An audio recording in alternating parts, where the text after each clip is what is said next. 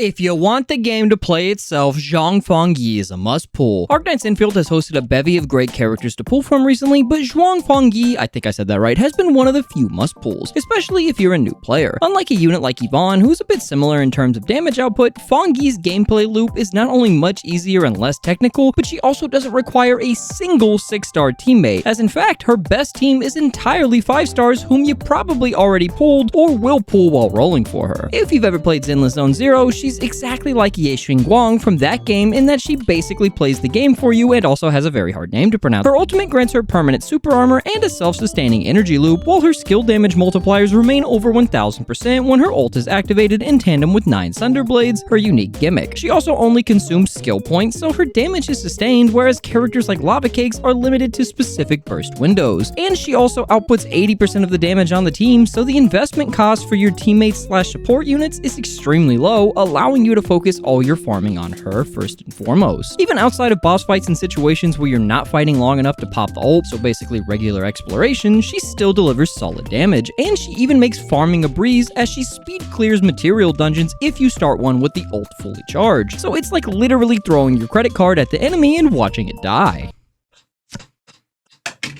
That hit my screen. For her weapon, both her signature and the BP weapon introduced in patch 1.2 are ideal, as any weapon from the standard pool won't work nearly as effectively. These two weapons are functionally similar, but her signature at max refinement reaches 120%, while the BP weapon only hits 80%. And for her gear, the new Jiren Flow gear introduced in 1.2 fits perfectly as the main and substats align nicely with her build requirements, with the 3-piece bonus providing both skill and electro damage bonuses. Though I'd personally recommend the Eternal Jirenite gear because it can be crafted without needing new recipes, and although it doesn't buff her damage as much, it does allow for more ultimate spamming, which, as we've discussed, basically cheats the game, as it roughly accumulates her ult after only 2 to 3 skill usages. For supports, Pelican-chan, Arklight the Uma Musume, and Elesh the Fishermen are ideal, as this team allows for the smoothest skill point rotation, and if you're using the Eternal Jirenite gear set, much faster ultimate build-up. You could swap out Elesh for the Lizard Tail loving Antal for an all-electro team as well, but only if your aim is more elemental damage. If you were lucky enough to pull Gilberta or have Ardelia from when the game launched, you can also fill the last slot with one of them instead, as Gilberta's ult in particular works extremely well with Fangyi's, because Fangyi's first 2 enhanced skills fully utilize Gilberta's vulnerable effect, resulting in higher damage,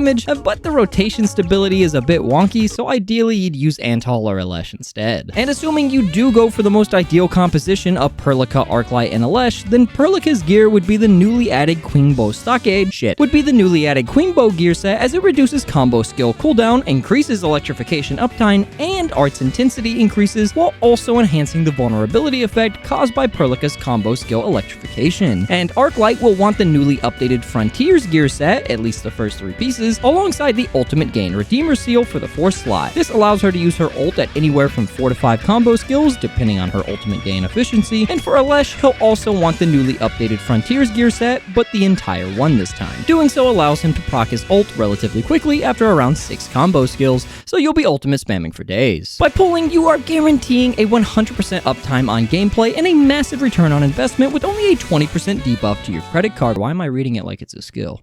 So anyways, she's a 100% must pull, because while Rosie and Tongtong were a bit more situational depending on who you'd already pulled, Fangyi is perfect for newcomers and veterans alike, especially if you want to beat Stick, who will just blitz through all the content for you without you having to think too hard. Not to mention that Tongtong and Rosie will also still be in rotation during her banner, so if you wanted them but missed them, this could still be your best chance to nab them. Like the video if you want more of this type, and subscribe!